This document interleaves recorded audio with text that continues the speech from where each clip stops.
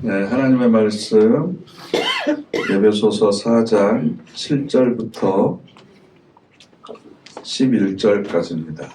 빨리 좀 해봤지. 에베소서 4장 7절부터 11절까지 함께 읽겠습니다.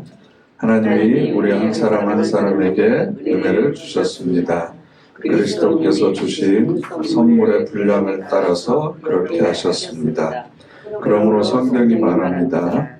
그분이 높은 데로 올라가실 때에 포로들을 잡아가셨으며 선물을 주셨습니다. 사람들에게.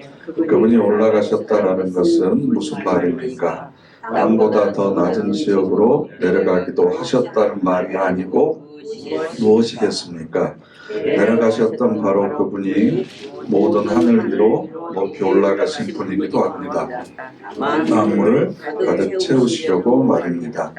바로 그분이 어떤 사람은 사도로, 어떤 사람은 예언자로, 어떤 사람은 복음 전도자로, 어떤 사람은 목사와 교사로 세워주셨습니다. 아멘. 네, 오늘 우리가 함께 읽은 7절부터 11절에 있는 내용은요, 7절 다음에 11절로 이렇게 바로 이어지는 것이 훨씬 더 자연스럽습니다.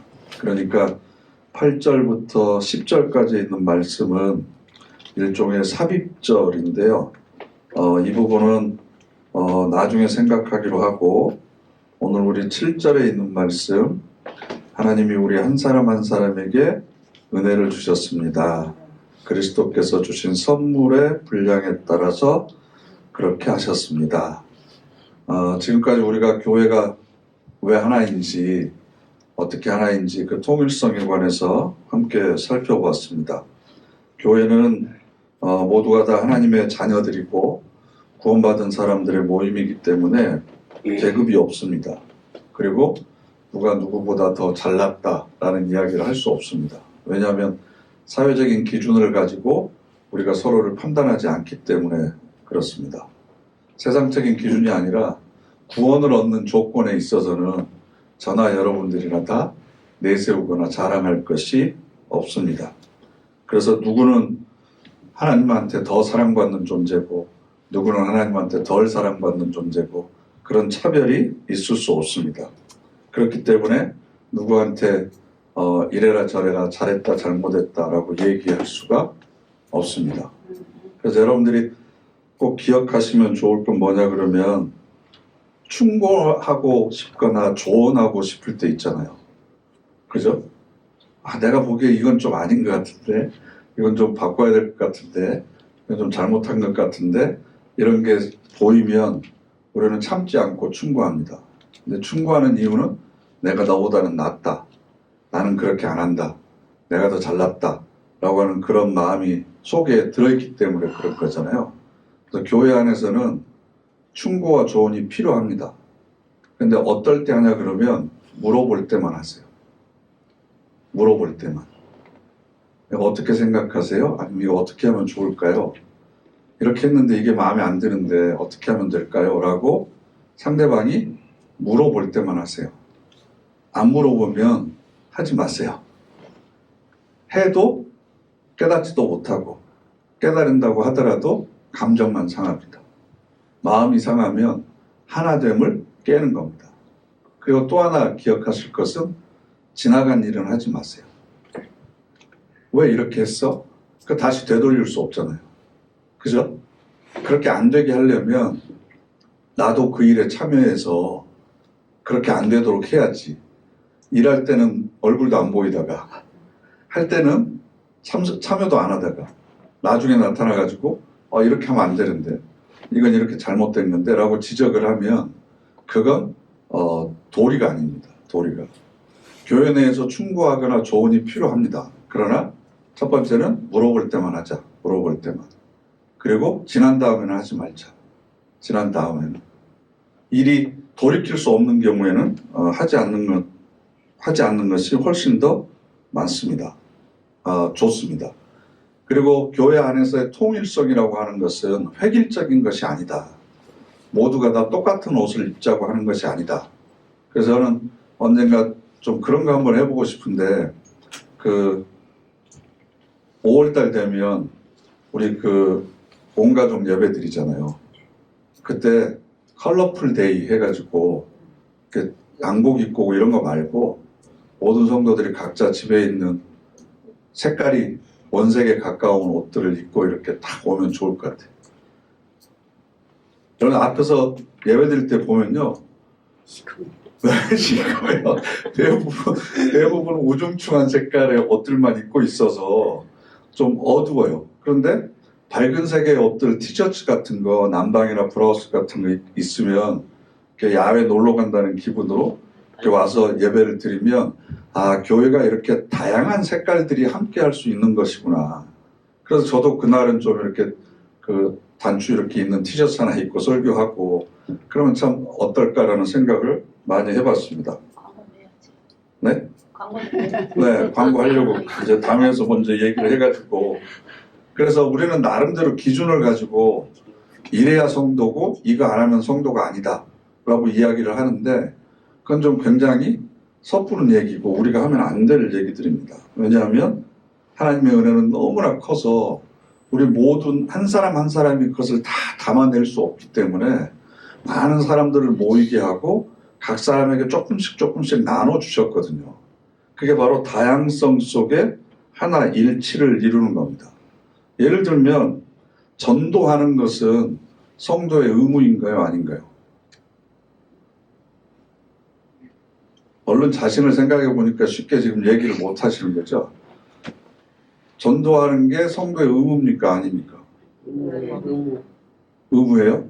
그럼 여러분들은 지금 전도 안 하시니까 성도가 아닌 건가요? 제가 전도하신 분 다음 주에 이제 등록하면 다다음 주에 소개할 텐데 근데 내가 전도한 사람 등록했으니까 이제 전도 안 한 사람들은 혼난다. 교회 재직들 가운데 전도 안 한 사람들은 이제 재직이 될 수 없다. 제가 이렇게 얘기를 하면 맞는 얘기입니까? 틀린 얘기입니까? 틀린 이야기죠. 왜요?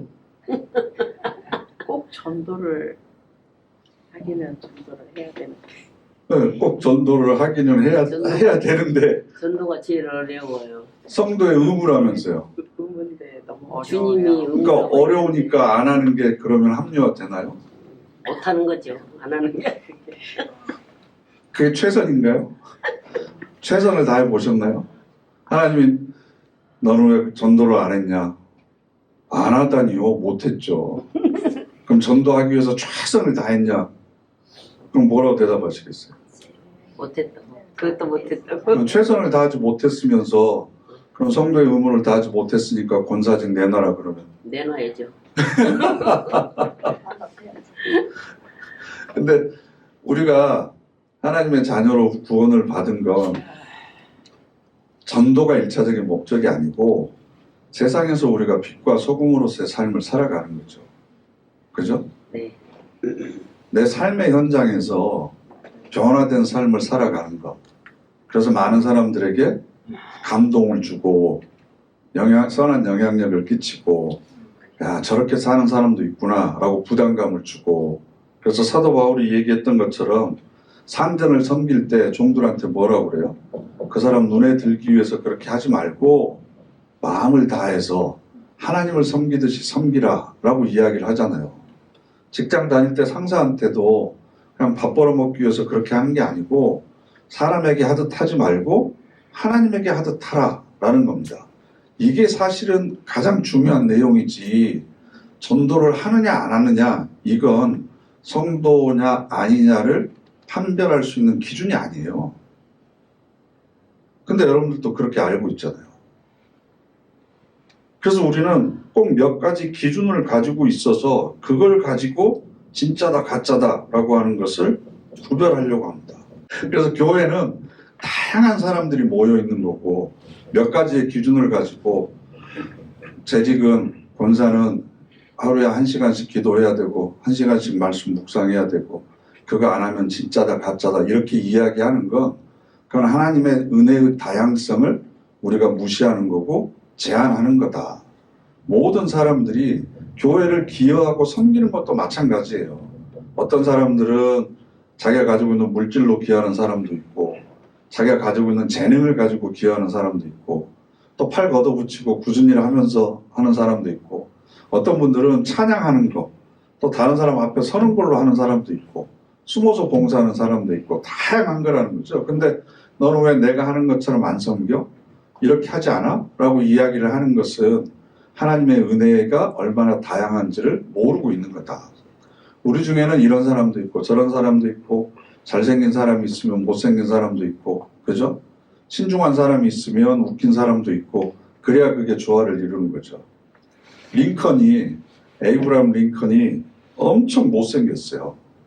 그래서 사실은 얼굴을 보면 거의 구렛나루부터 수염을 이렇게 많이 길렀던 이유가 못생긴 자기 얼굴을 감추려고 수염을 길렀다라는 얘기들이 많습니다. 그런데 오히려 링컨은 젊었을 때는 자기의 외모 때문에 굉장히 컴플렉스가 많았는데 나중에는 자기가 못생긴 것을 유머로 해가지고 많은 사람들에게 오히려 친근감 있게 다가가서 호감을 많이 얻었다라는 얘기가 있어요. 예를 들어서 어떤 이렇게 그 파티에 초대돼서 갔는데 갑자기 자기가 그런 역할을 맡은 적도 없는데 그 파티의 주인이 잠깐 나오셔서 분위기에 맞게 연설을 해달라고 갑자기 주문을 한 거예요.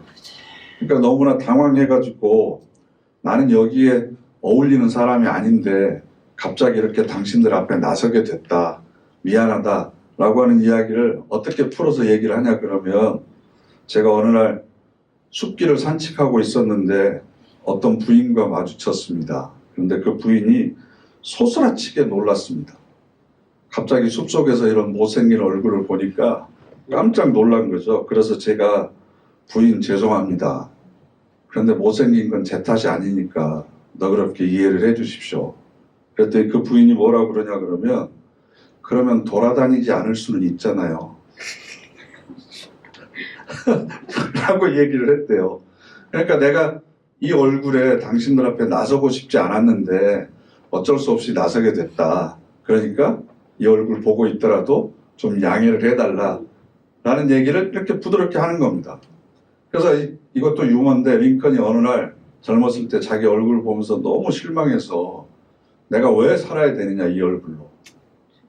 근데 나 같은 사람 하나쯤 있는 것 좋지 않냐. 이렇게 못생긴 사람 하나 있어야 나보다 잘난 사람들이 잘생긴 사람들이 자부심을 가지고 살 것 아니냐.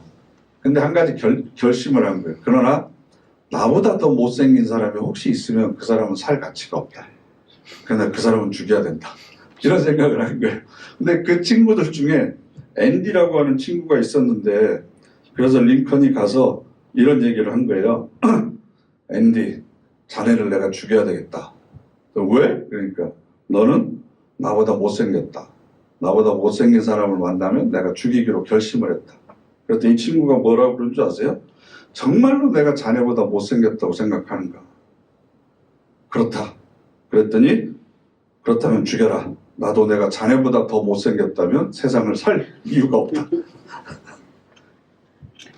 제가 왜 이런 얘기를 하냐 그러면 몇 가지 색깔을 가지고 거기에다 모든 사람들을 다 끼워 맞추려고 하지 말고 다른 사람들이 많을수록 하나님의 은혜가 우리 교회 안에 풍성한 거다.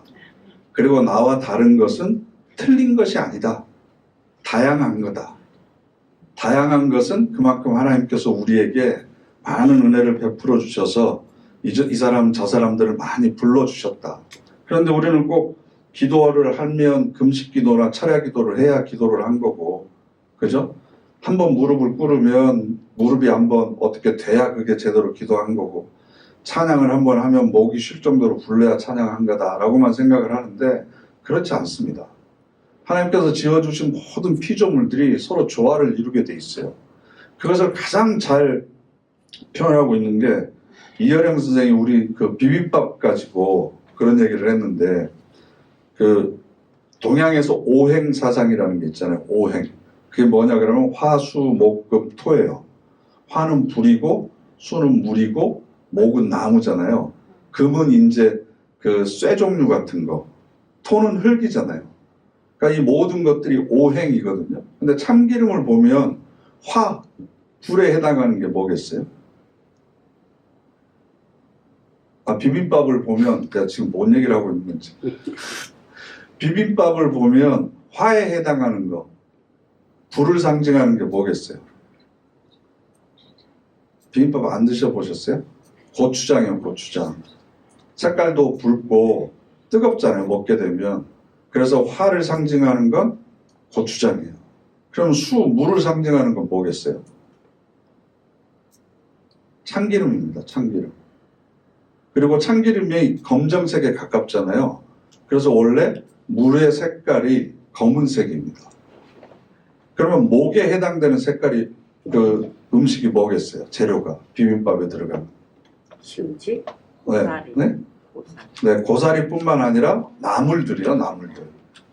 나물들이 보통 가지고 있는 색깔, 시금치 같은 파나 이런 것들은 푸른색이잖아요. 파란색, 녹색. 이게 바로 나무의 색깔을 상징하거든요. 그러면 금은 뭘까요? 금. 금에 해당하는 비빔밥의 재료.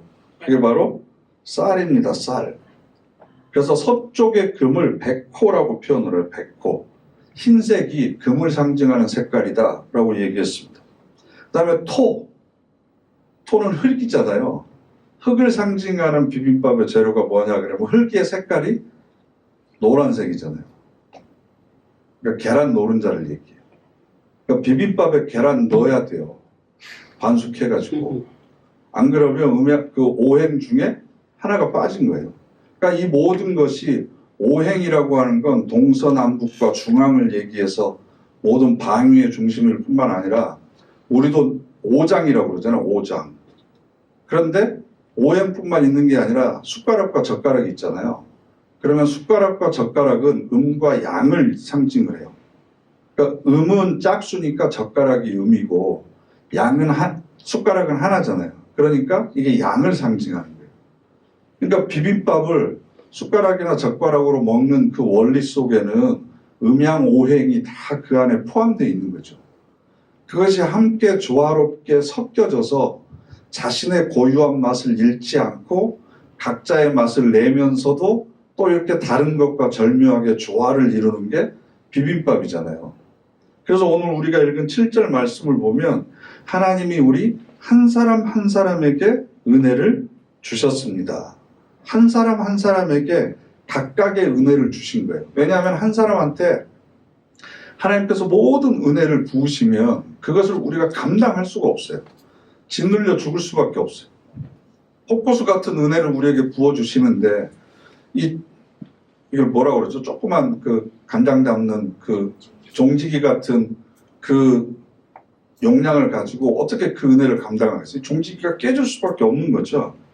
그래서 하나님의 은혜는 어떤 사람에게는 노란색으로도 나타나고 어떤 사람에게는 파란색으로도 나타나고 어떤 사람은 놀이끼리 하기도 하고 푸르딩딩 하기도 하고 불구족족 하기도 하고 그런 거지 모든 게 노란색, 파란색, 빨간색 이 세 가지만 있어야 된다. 이건 결코 아니라는 거죠. 제가 오늘 새벽에 그 아파트를 들어가다 보니까 목련이 조금씩 이렇게 흰색으로 예쁘게 피어 있더라고요. 목련이 피기 전에 또 무슨 꽃이 피죠? 아니야, 개나리는 좀 있다가 펴고 매화가 먼저 피고 그죠? 그래서 제가 그 매화밭을 제가 저 아래쪽에서 목회할 때는 해년마다 이맘때쯤 가면 그 매실 같은 것도 따고 이렇게 많이 이렇게 가져왔던 기억이 있어요. 그럼 매화 전에는 동백꽃은 그 겨울부터 피니까. 동백꽃 피었어요. 네. 작년 11월 달부터 보통 집에. 네, 겨울에 동백꽃이 피잖아요. 근데 코스모스나 국화를 보면 여러 가지 색깔들이 있습니다. 코스모스를 보면 노란색도 있고 파란색도 있고 빨간색도 있고 핑크색도 있죠. 분홍색도 있죠. 근데 그 분홍색 코스모스를 보고 너는 왜 노랗지도 않고 빨갛지도 않는 게 이상하게 생겼냐라고 얘기하는 사람이 있어요. 그렇죠. 그건 정신 나간 사람이죠. 국화꽃하고 장미꽃하고 어떤 게 아름다워요? 국화는 국화대로 아름답고 장미는 장미대로 아름다운 거지 그걸 우열을 비교할 수는 없잖아요. 기호가 다를 수는 있죠. 나는 이 꽃이 더 좋더라 라고 이야기할 수는 있지만 내가 좋아한다고 그래서 그게 더 우월하다는 건 아니잖아요. 내 기호에 맞는 거지. 그러니까 우리 신앙생활 할 때 우리가 사람들을 대할 때도 마찬가지인 거죠. 우리가 지금 앉아 있으면서도 다양한 색깔의 옷을 입고 있듯이 그렇다는 거예요. 그런데 아무리 아름답게 피어있는 꽃도 꺾어다가 집에 꽂아 놓으면 들판에서 보는 것만큼 아름답지를 않아요. 그 이유가 뭐겠어요? 배경이 없으니까 그래요. 배경이 봄 하늘이 있어야 되고, 봄 햇빛이 그걸 비춰줘야 되고, 집에 거실에서 전등이 비춰주는 게 아니라, 그리고 솔솔 부는 봄바람도 있어야 되고, 향기도 있어야 되고, 그것을 보는 사람도 있어야 되고. 그러니까 꽃 한 송이가 들판에 피어 있는 것 같지만, 하나님께서는 그 꽃의 아름다움을 위해서 하늘도 동원하시고 햇빛도 동원하고 밤에는 달빛도 동원하고 때에 따라서는 비도 내려주시고 이런 모든 천지 만물을 동원하셔서 꽃 한 송이를 피는 거거든요. 그러니까 우리 모두는 그럼 얼마나 더 소중한 존재겠어요. 하나님께서 이 사람이 50년, 60년, 70년 살아오도록 모든 우주와 인간의 역사를 동원해서 이 사람이 이 자리에 오도록 이런 색깔을 가지고 이런 꽃을 피도록 하나님께서 그렇게 공을 들이시고 사랑하셔서 저 사람도 나하고 지금 같은 이 공동체에서 신앙생활을 하고 있는 거죠. 그런데 나하고 색깔이 다르다고, 나하고 기호가 다르다고, 저건 잘못됐어, 저건 이렇게 해야 돼 라고 이야기하는 것 자체가 그 사람에게 몇십 년 동안 쏟아부었던 하나님의 사랑 자체를 부정하는 것이나 아니면 틀렸다고 이야기하는 것과 마찬가지다라는 거죠. 우리 모두가 다 기호가 다르듯이 다양한 것이 자연스러운 거다. 다른 것이 정상이다. 혹시나 나랑 똑같거나 비슷한 사람이 있으면 그건 잘못된 거다. 둘 중에 하나가 그 사람에게 맞추려고 일부러 억지로 노력하거나 애쓰는 것, 이건 부자연스러운 겁니다. 그래서 로마서 14장 말씀을 보면 찾지는 않겠습니다. 로마 교회에 무슨 논쟁거리가 있었냐 그러면 고기를 먹느냐 마느냐 했어요. 시장에 나와서 파는 모든 고기는 우상의 신전 앞에다가 들였다가 나중에 시장에서 유통이 됐거든요. 그러니까 믿음이 있는 사람들 중에서 우상 앞에 들였던 것을 우리가 어떻게 먹냐? 저건 먹는 건 기독교인이 아니다. 또 한쪽에서는 우상은 없는 신 아니냐? 없는 신인데 그 앞에 갔다가 온들 그 고기가 무슨 부정을 탔겠냐 어떻겠냐? 먹을 수도 있지.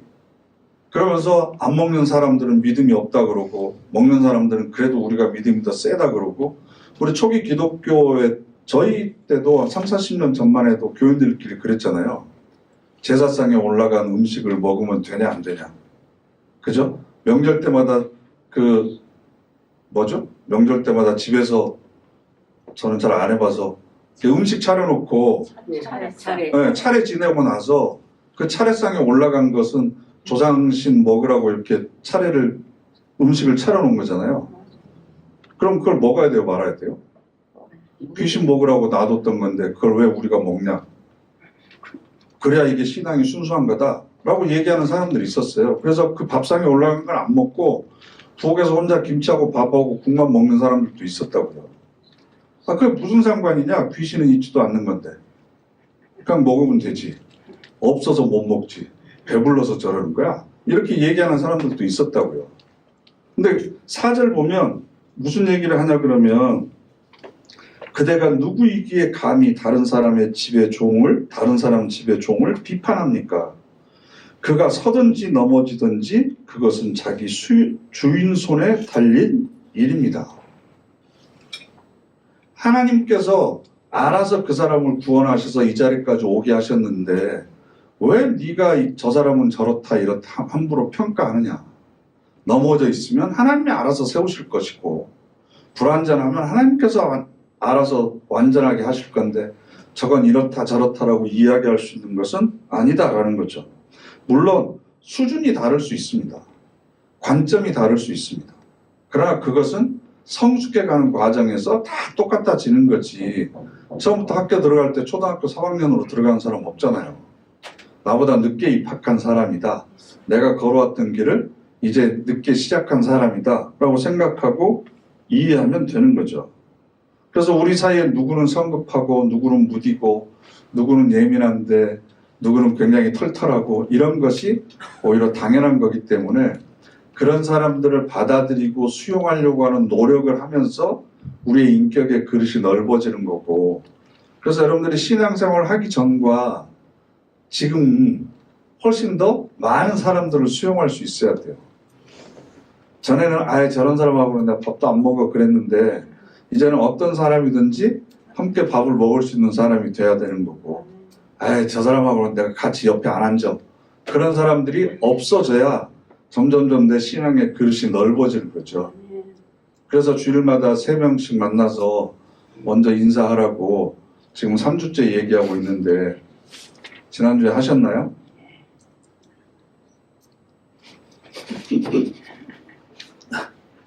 여러분들이 하셔야 돼요. 여러분들이 모범을 보이셔야 변화의 물결이 일어나요. 변화가 일어납니다. 그럼 그 다음에 8절 말씀 한번 보실게요. 8절 말씀. 그러므로 성경이 말합니다. 함께 읽겠습니다. 그분이 높은 데로 올라가실 때 포로들을 잡아가셨으며 선물을 주셨습니다. 사람들에게. 이 말씀은 여러분 앞에 보시면 그분이 앞에 보시면 반괄호 3번이라고 되어 있죠. 그죠? 글씨가 작아서 잘 안 보이시나요? 그분이 2번이요. 여러분들은 2번이라고 되어 있어요? 네. 그럼 밑으로 내려오면 밑에 뭐라고 되어 있죠? 시 68, 18 이렇게 되어 있죠. 네. 네? 네. 그러니까 이 얘기는 시편 68편 18절을 인용했다는 얘기거든요. 네. 그럼 시편 68편 18절을 한번 찾아보실까요? 시편 68편 18절에 있는 말씀.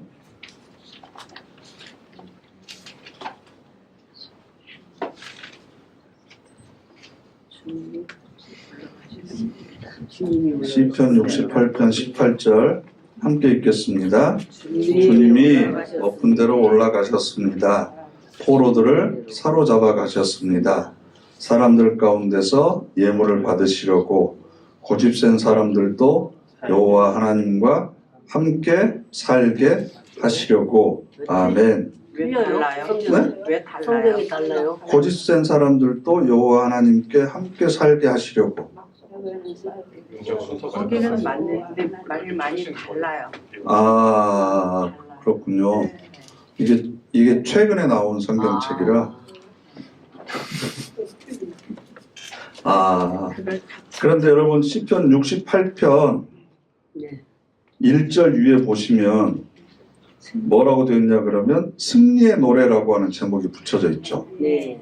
그리고 1절이 찬양, 인도자에게 맞춤, 다윗에게 속한 것, 노래말, 노래 이렇게 되어 있잖아요.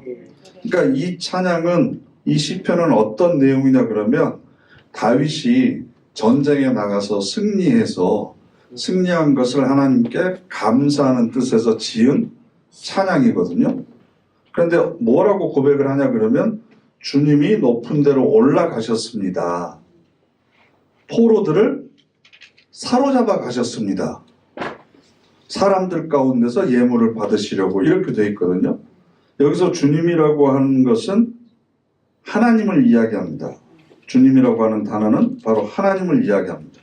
그리고 주님이 높은 데로 올라가셨습니다 라고 하는 표현은 내려오셨다는 것을 전제로 하잖아요. 그죠? 내려왔으니까 올라갔지 내려오지도 않았는데 올라가실 일이 없죠. 그러니까 하나님은 항상 높은 곳에 계시는데 내려오셨어요. 뭐하러?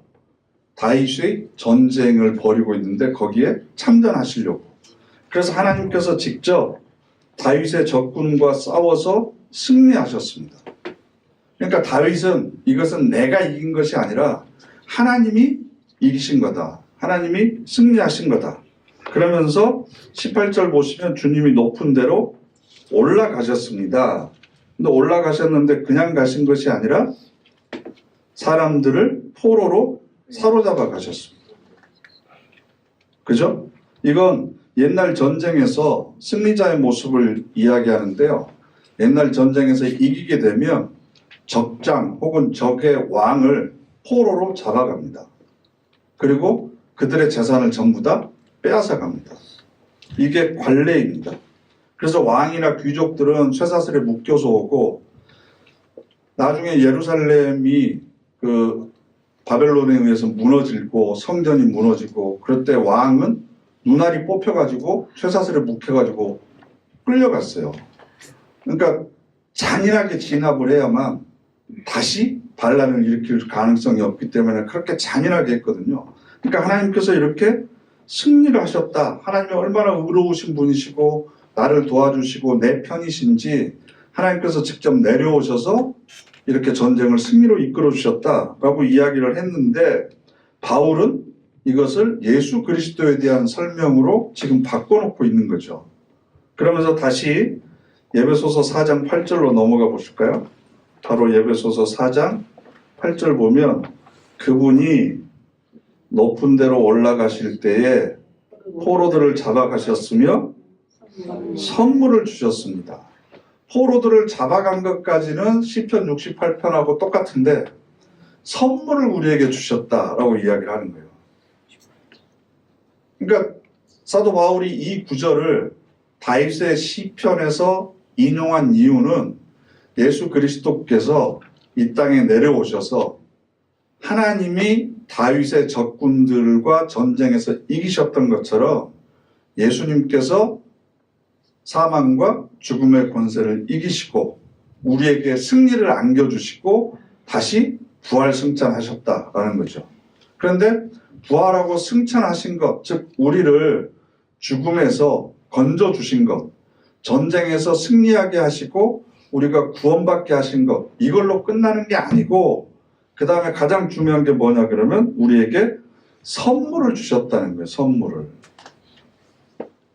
다시 얘기하면 예수를 모르고 살아가던 우리들을 하나님께서 다양한 방법으로 간섭하시고 성령께서 우리들의 마음을 감동시켜서 교회라고 하는 곳으로 이렇게 모이셨습니다. 우리가 이전에는 사망과 죽음의 권세 아래 살았어요. 죄악에 붙들려서 이게 죄인지도 모르면서 살았습니다. 그런데 거기서 우리를 포로되어 있던 우리들을 구출해 내셨어요. 그래가지고 교회라고 하는 곳으로 그런 사람들을 전부 다 불러내서 하나의 공동체로 모이게 하셨습니다. 승리를 우리한테 주신 겁니다. 그리고 그분은 하늘나라로 올라가셨습니다. 이렇게만 생각하면 우리가 모여 있는 것으로 우리는 다 끝난 겁니다. 그런데 모여 있는 우리들에게 어떻게 하셨다고요? 선물을 주셨다는 거예요. 선물. 그 선물이라고 하는 것이 바로 은혜입니다. 은혜.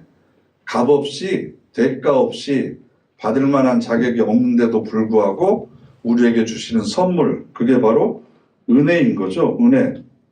그러니까 우리가 구원받았다는 것을 너무나 좁은 의미로만 생각을 하면 안 된다는 거예요. 그래서 9절 말씀, 에베소 4장 9절 말씀부터 10절까지 그분이 올라가셨다라는 것은 무슨 말입니까? 땅보다 더 낮은 지역으로 내려가기도 하셨다는 말이 아니고 무엇이겠습니까? 내려가셨던 바로 그분이 모든 하늘 위로 높이 올라가신 분이기도 합니다. 만물을 가득 채우시려고 말입니다. 이 말씀이 굉장히 중요합니다. 만물을 가득 채우시려고 그분은 다시 올라가셨어요. 그런데 그냥 올라가신 것이 아니라 우리에게 선물을 주셨습니다. 각 사람에게 분량대로 하나님께서 우리 모두에게 선물을 주셨다는 거죠. 그 선물은 뭐냐 그러면 하나님의 충만하신 것으로 우리를 가득 채우기 위해서. 그런데 그 하나님의 충만을 우리 한 사람 한 사람의 그 종지기 같은 걸로는 다 받아낼 수 없기 때문에 그 하나님의 충만하심을 이 사람에게는 이걸 나눠주고 저 사람에게는 저걸 나눠주고 그래서 우리 모두가 함께 모여 있을 때 하나님께서 우리에게 주신 그 선물을 다 합쳐도 하나님의 충만의 빙산의 일각밖에 안 되지만 내가 받은 충만보다는 이 사람이 받은 충만을 모두가 합치면 더 큰 충만을 우리가 누리도록 하기 위해서 각 사람에게 그렇게 은혜의 조각들을 주셨다는 거예요. 그래서 우리가 퍼즐 같은 걸 이렇게 맞춰보면 퍼즐 조각들을 일부러 그렇게 만들어 놓은지 모르겠지만 모양들이 다 웃기게 생겼잖아요. 그런데 그것이 요철처럼 하나씩 하나씩 이렇게 맞아 떨어져요. 근데 그것이 하나씩 하나씩 맞춰서 끼우다 보면 우리가 생각하지 못했던 굉장히 큰 그림들이 만들어지죠. 전에는 전혀 생각하지 못했던 그림들이 우리를 통해서 만들어지는 거예요. 그러니까 왜 저 모양의 저 색깔의 저 사람이 왜 내 옆에 있는지, 그리고 왜 저 사람이 내 위에 있고 내 밑에 있고 나는 왜 하필이면 이 자리에 있어야 되는지를 우리가 이해할 수 없지만 그것들이 하나씩 하나씩 모여져서 큰 그림을 만들어지게 되면 그게 하나님께서 우리에게 주신 충만함을 더 크게 누릴 수 있기 때문에 하나님께서 우리를 교회라고 하는 공동체로 불러주셨다라는 겁니다. 그래서 이것을 주시기 위해서 우리를 잡고 있었던 적들을 다 물리치시고 우리에게 선물을 주시고 올라가셨다는 거예요. 그런데 여러분, 저희 집에도 제가 어렸을 때 애들이랑 이렇게 퍼즐 맞춰봤는데 퍼즐 조각이 작은 것은 300조각이 있고 500조각이 있고 1000조각도 있어요. 5000조각짜리 퍼즐도 있어요. 그거 맞춰놓으면 엄청 커요. 이 화면보다 더 큰 퍼즐들도 있거든요.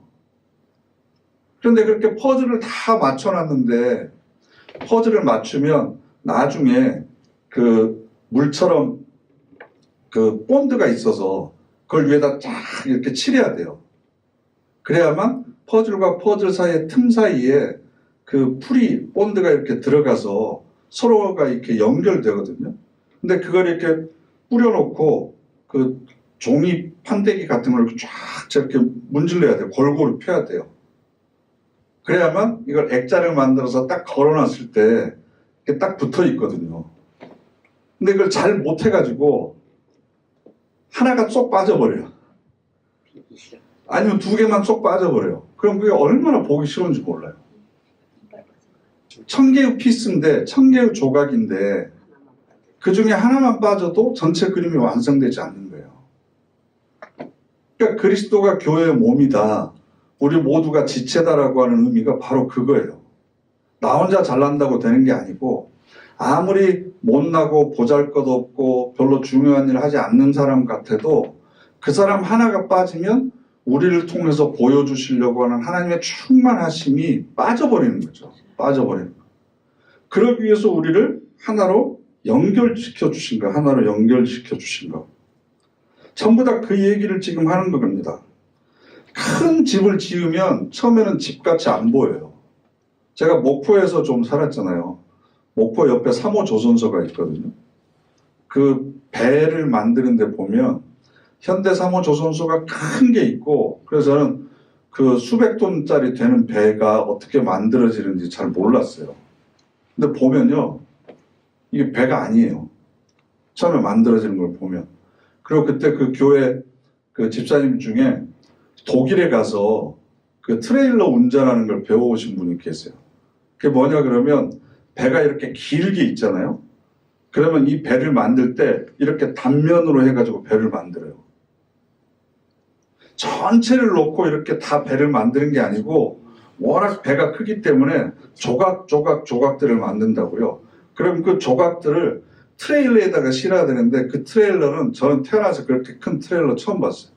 그 무슨 트럭 같은 거 15톤짜리 트럭 같은 거 뒤에다 싣고 하는 그 정도가 아니에요. 거기 그 우리 부목사님들도 전에 진도 그 갈 때 그 도로 봤는데 양쪽이 8차선 10차선 되는 도로거든요. 근데 그 차가 한 번에 유턴을 못 해요. 못 돌아요. 그래서 그 배의 한 조각을 싣고 운전을 해서 다른 데로 가려면 새벽 시간에 움직여요. 차량 통행에 방해되면 안 되니까. 그런데 배의 단면을 이렇게 잘라놨다고 생각을 해보세요. 그럼 그걸 보면 전혀 배같이 안 생겼어요. 그런데 이것들을 하나씩 하나씩 모아서 붙인다고요, 다시. 그래가지고 커다란 배를 만들어가는 거예요. 처음에는 하나님께서 왜 이 일을 하시는지, 왜 저 사람들을 용납하시는지, 왜 저 사람에게는 저런 직분을 줬지, 왜 하필이면 우리 교회 저런 목사를 하나님께서 보내주셨지, 왜 우리 교회 장로는 다 이 모양이지, 이해가 안 될 수도 있다고요. 왜냐하면 우리는 큰 그림을 보지 못하니까. 이 조각들이 맞춰졌을 때 어떤 그림이 완성되는지에 대해서는 우리가 전혀 볼 수가 없거든요. 그래서 여러분, 원도 곡선인 것처럼 보이지만 원이 곡선이잖아요. 그 원이 너무 크면 직선으로 보여요. 지구처럼. 지구처럼. 수평선을 보면 직선처럼 보이잖아요. 근데 엄밀하게 말하면 직선일까요? 수평선이? 아니죠. 지구가 둥그니까 원이겠죠. 기울겠죠. 근데 우리가 그 원이 너무 커버리니까 그걸 직선으로 본다고요. 그런 것처럼 하나님께서 우리를 통해서 하시려고 하는 그 충만하신 일이 굉장히 크고 위대한 일이기 때문에 어쩌면 전 지구적인 일이고 전 우주를 배경으로 해서 지금 하시는 일이기 때문에 그 속에서 우리가 작은 한 조각만이라도 감당하고 있다는 것에 대해서 감사하고 충실하게 내가 서 있는 자리를 지키는 것이 필요하지, 전체 그림이 뭔지도 모르면서 왜 나한테는 이 역할을 맡겼는지, 왜 저 사람은 저랬는지를 얘기하는 건, 그건 하나님의 능력을 무시하는 것뿐만 아니라 내가 이해할 수 있는 하나님의 계획이라고 한다면 그 하나님의 계획이 얼마나 쪼잔한 거겠어요. 내가 이해할 수 없는 위대한 그림을 하나님께서 지금 그리고 계시고 저와 여러분들을 하나님께서 불러주셨고, 어쩌면 우리 교회가 지구상에 존재하는 모든 교회들 중에 하나의 조각일지도 몰라요. 그리고 그 하나의 조각에 우리가 모두가 다 들어가 있는 작은 종이 조각일 수도 있는 거죠. 그러니까 하나님께서는 그렇게 충만하신 것을 세워나가시는 데 있어서 우리를 불러주셔서 작은 일이라도 하나씩 맡겨주시고, 나중에는 너희들이 무슨 일인지 모르지만 작은 일에 충성하였으니 이제는 주인의 즐거움에 참여해라. 잘했다 착하고 충성된 종아 라고 칭찬을 하실 거라고 저는 믿습니다. 그래서 예수를 믿는다는 것이 단지 죽어서 지옥 가는 걸 면제받아서 하늘나라 간다, 이 정도의 수준이 아니고, 우리가 지금 이 땅에서 하나님의 충만하신 것을 미리 누리도록 더 많은 사람들을 불러주셨다. 그러면 우리가 더 충만한 것을 누리기 위해서는 더 다양한 사람들이 우리 안에 많이 있어야만 그 은혜의 풍성함을 충분히 누릴 수 있다. 그 생각을 가지시고 항상 저 사람이 있음으로 인해서 내가 느낄 수 있는 하나님의 사랑이 더 많아지고 은혜가 더욱더 풍성해진다. 그런 눈으로 서로를 바라보시고, 그래서 우리 교회가 더욱더 아름다운 공동체로 세워지기를 간절히 바랍니다. 아멘. 기도하겠습니다.